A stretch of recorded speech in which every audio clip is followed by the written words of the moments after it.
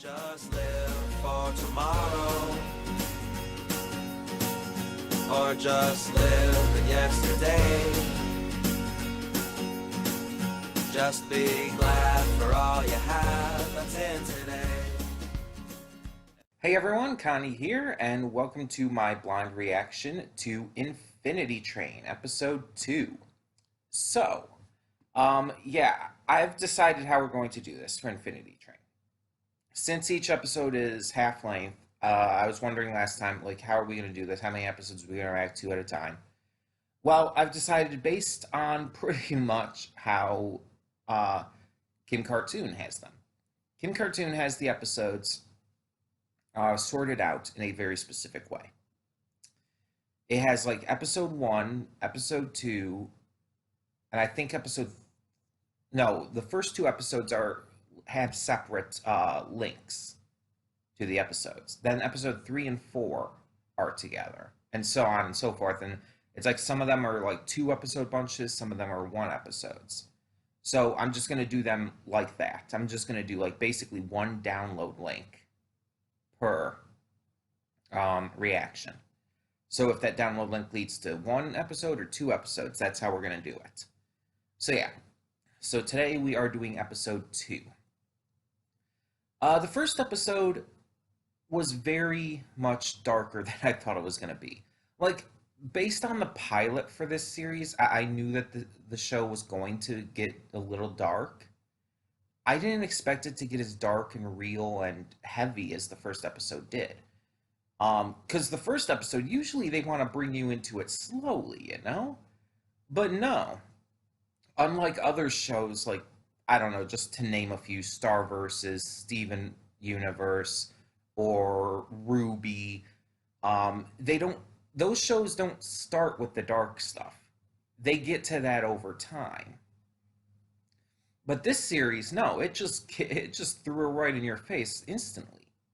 So we meet Tulip, who is a girl going through the divorce of her parents. They're separated, and it seems like they take turns, maybe caring for her, which is how a lot of divorce situations go, where it's one parent has majority custody, but then the other one gets weekends or something like that, or even sometimes every other weekend or whatever, something like that.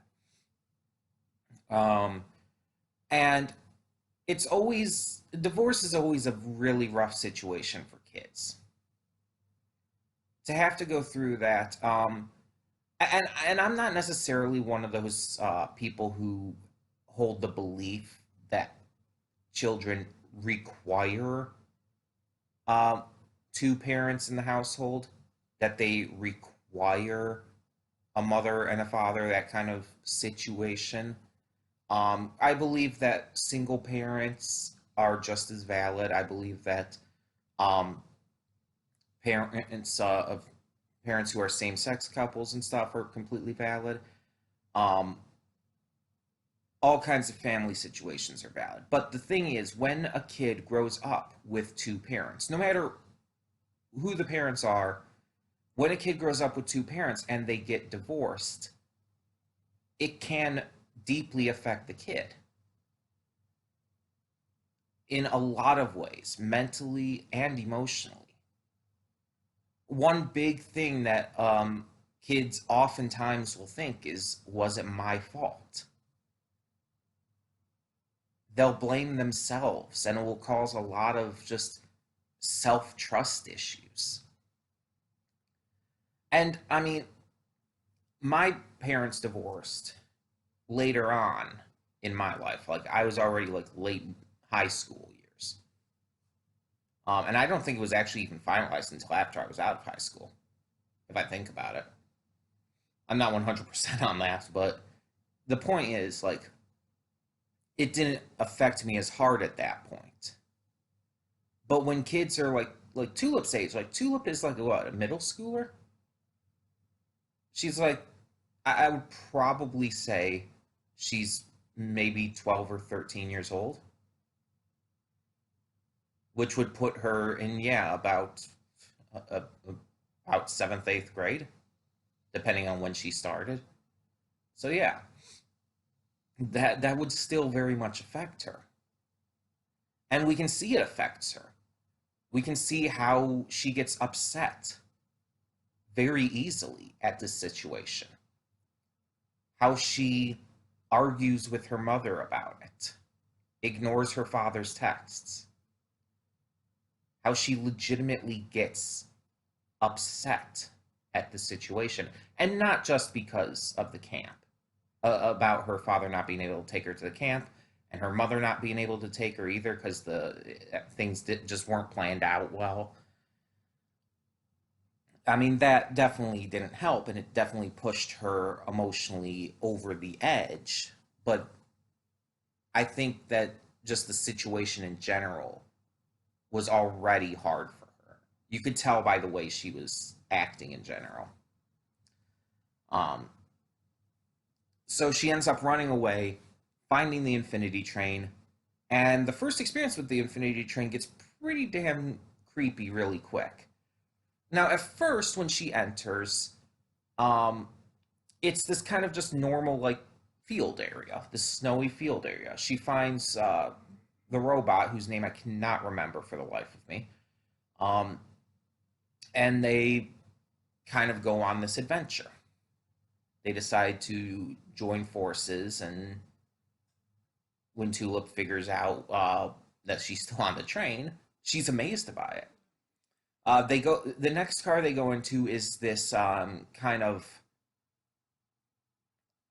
puzzle uh, car, I would say. It has all these like different tiles in it, and when you press on them, like a block kind of pops up from it, and you press on the block, another block pops from it on whatever side you pressed it on. So Tulip, of course, using this to make all these kind of fun structures and stuff, but it's kind of mundane after a while. When seeing the outside of the train, she realizes that they're not in the normal world anymore. They're in kind of this like weird apocalyptic sci-fi wasteland. She sees this person being sucked from the train, atomized, and basically absorbed into the sky, which that alone is extremely dark and utterly horrifying. Like, no joke here, that freaked me out, even upon rewatches, because that is one of the scariest things I could think of. Like, there's all these kinds of situations where you think like, oh, what's the scariest kind of way a person could die? And yeah, different people would come up with different answers because different people have different fears in those regards. For me personally, being sucked up in this tractor beam like thing where you have no control, it's clear in that kind of situation you would not be able to resist it at all. And then being ripped to pieces, basically atomized, and then having your remains absorbed into wherever this something in the sky or whatever. So it looked like some kind of portal thing. um, that is utterly horrifying. Just the amount of helplessness that would amount to, and who knows how painful that would have been. It looked like it was very quick, but who knows how actually painful that would have been before death would set in. There is no doubt in my mind that that person died. Unless something happens where we find out what the deal with that was and that they were being like teleported or something instead. As of now, I have to assume that person is dead, and I can just imagine like if there was pain in that, that would be a absolutely horrifying way to die. I mean, it still is anyways, but still. Tulip obviously gets freaked out and tries to escape the train, running into the wasteland. But there she ends up finding these cockroach dog things. I'm just gonna call them roaches generally because it's easier to refer to them that way. They have very like dog like legs and the way they run and everything, but they're still mostly roach like. She ends up escaping them for the most part, except one gets with her into the tile car. And that's where we find out these things are also very Dementor like. Now, if you haven't read or seen Harry Potter, let me put it simply to you. A Dementor is a creature that guards the wizard prison of Azkaban. They have the ability to suck the joy and practically soul out of a person, leaving them a hollow shell, which is typically meant in a way to deter prisoners from being able to try to escape Azkaban or whatnot. Um, Dementors, the feeling of helplessness that you get from a Dementor's kiss, as it's called, can be fixed if you have something like chocolate. Chocolate, when you eat it, apparently, I guess, like the idea is that it releases a bunch of endorphins in your mind, so it's like it helps you just feel happy again. I don't know exactly how it's supposed to work, but yeah. Um, and Dementors, they will attack anyone. They're not really discriminate. They will kind of attack and try to use the Dementor's kiss on anyone. And when you see the roach in the first episode of Infinity Train, like what appears to be sucking the soul out of Tulip, uh, it very much is reminiscent of the Dementor's kiss. In fact, I would say it is very likely inspired by it. It is just too similar. Um, so it's just that also freaked me out because the Dementors always freaked me the fuck out. Like they were always this one of the scariest things by far in the Harry Potter books or movies, either one. The movies definitely made it much worse actually seeing and hearing them. Um, though the books describe them very well. Um, but yeah, either way, either way. Um, Tulip also discovered she has a number on her hand. She doesn't know what it means. I'm still thinking maybe it's the amount of train cars she has to get to the engine, or something similar to that at least. But the episode kind of ends just with her pledging to get off the train. And that's what we had for episode 1. And I thought it was fantastic. It was so dark, it was scary, it was intense, it was memorable. It did everything in its power to truly hook me in as a viewer. It did everything in its power to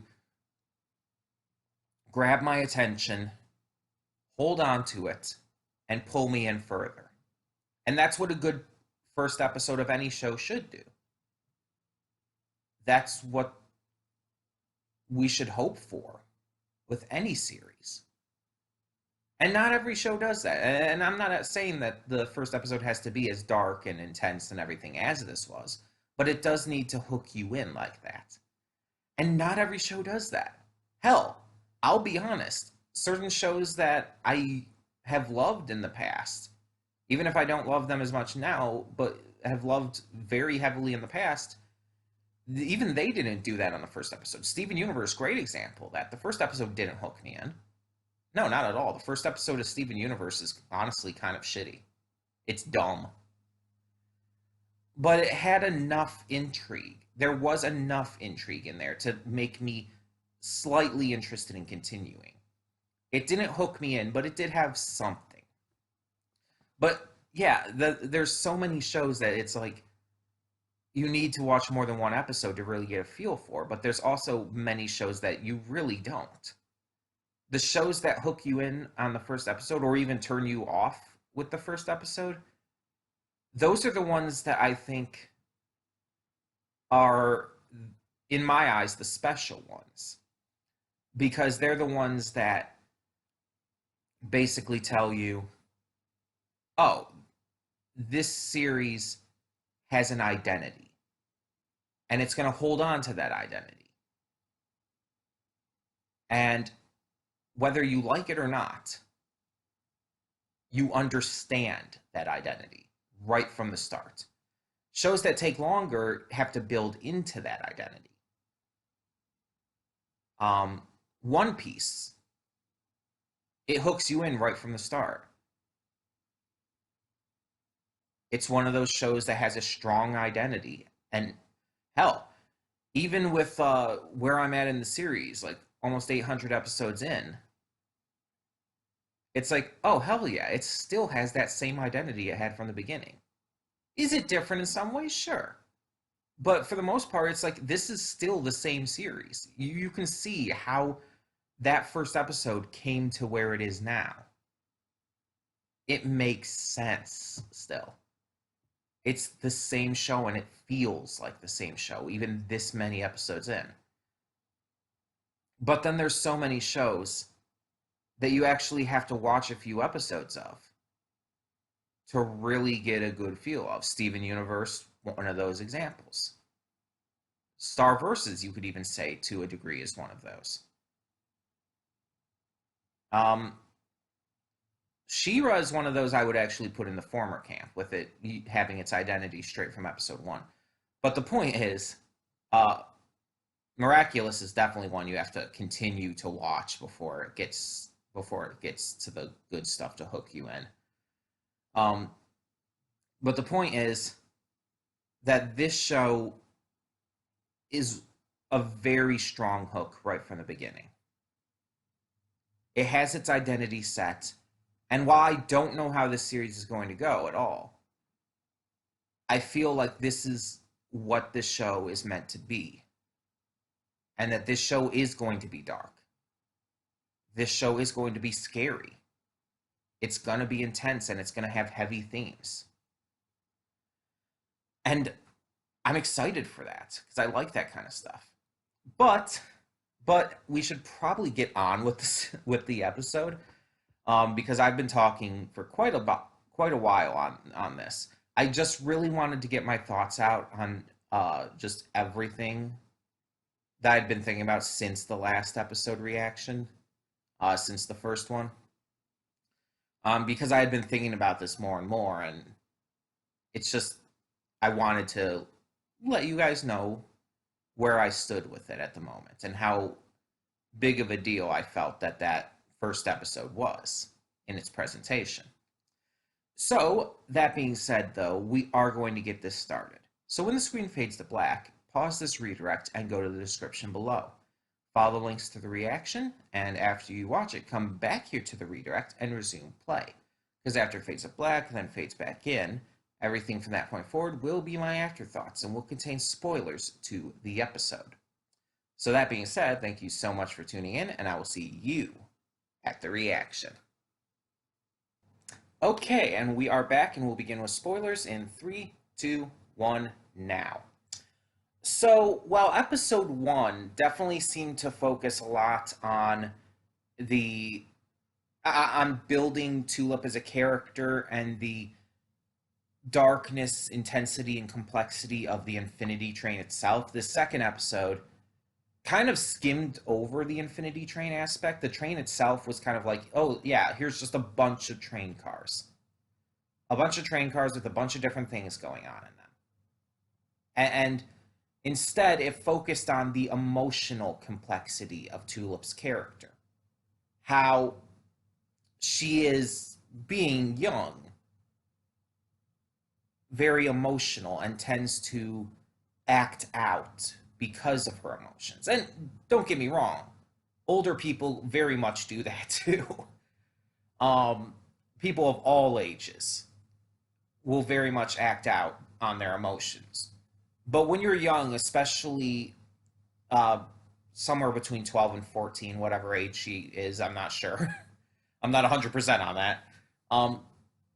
But at that age, yeah, you're definitely acting very heavily emotionally.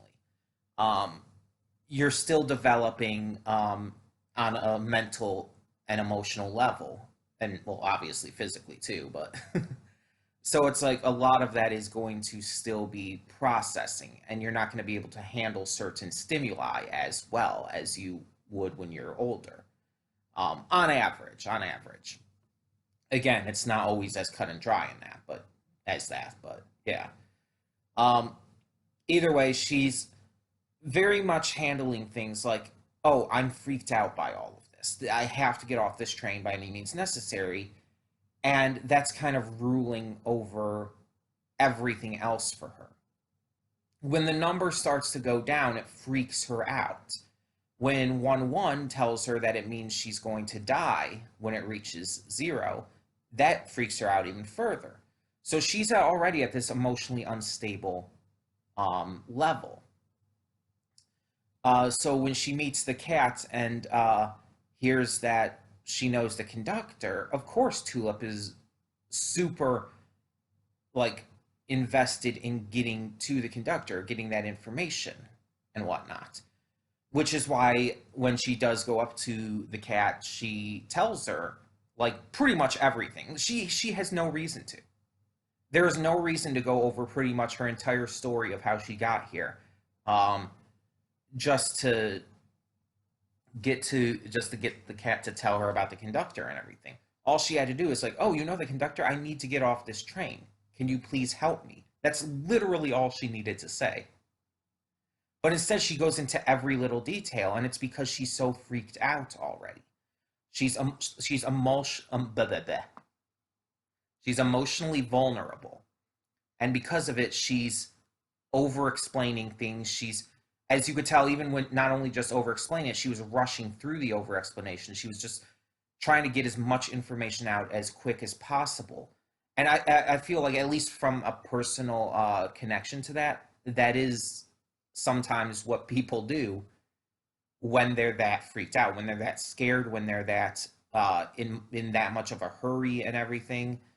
They'll tend to like just get they'll both try to rush things through while also using too much information and stuff like that. Kind of almost contradictory, but not quite. You know what I mean. And it's just, I definitely understood exactly the kind of feelings she was going through here. Because I've been in situations where I've been like super freaked out like that. Not necessarily to that degree, and not necessarily because of the same or even anywhere near similar stimuli. But yeah, I've been freaked out like that, especially when younger. So I understand it. But then she realizes, after taking some time, just laying there thinking about it and hearing the Randalls talk, she she comes to understand, after actually giving it some thought and actually just taking a moment to slow down, that she was wrong. She was wrong for trading away 1-1 just to get to the conductor. She was wrong for rushing everything, for just being so freaked out. She wasn't wrong for being freaked out, but you know what I mean, for letting it control her. So, in response, she she used her brain, she used her intelligence, her critical thinking skills, asked Randall to help by offering to help him with what he wanted. Um, she got back the flower, and they went on their way, even figuring out how to use Randall to stop the transport device that the cat had. So it's like, now that she was thinking more clearly, now that she wasn't so manic about everything, she was able to grasp the situation and figure out how to handle it. And this is what I love to see with characters. I love seeing characters have faults, to where, like, oh yeah, they mess up, they do things wrong, they handle situations wrong. I like seeing that because it makes them feel human, even when the characters aren't necessarily human. It makes them feel for lack of a better word, more human. It makes them feel more natural, more real, more believable. And so then at that point, when they have fallen, when they have done something wrong, you want to see them rise back up. And when it's handled well and when it's handled believably, that rise is something special. It's something just empowering because it kind of inspires you. If you can see these characters come back from a failure like that, then why can't you, right? It's kind of like that just instantaneous feeling in your mind. We see Tulip fail and make mistakes because of her emotional state, how compromised she is. But we also see that once she takes a moment to just breathe, she realizes her mistake and fixes it. And it's great. I loved it. And like I said, this episode didn't focus on the train itself. On the yes, there were different cars we got to see, but a lot of them were just skimmed over. And the one that we actually did get to see in more detail, it wasn't even really the focus. Like Randall, the cat, they're not the focus. They don't truly matter here. What truly mattered in this episode was the complex emotional states of Tulip, and as well the already growing bond she has with 1-1. That's the kind of things that matter in this episode. And I think it's smart changing it up after episode 1 a little. Having episode 1 focus so much on the train and its horrors and its mysteries, while still having a good focus on Tulip as a character as well. Yeah. But having episode 2 then go completely focused on Tulip while having the train itself kind of take a back seat, I guess pun intended, it's a good way to handle it.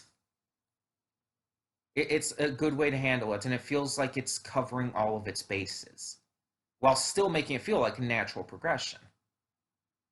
And it makes me wonder where we're going to go next. What we're going to do next. What kind of cars we're going to see. What kind of depth we're going to go into Tulip's character. And I'm just really excited for this series.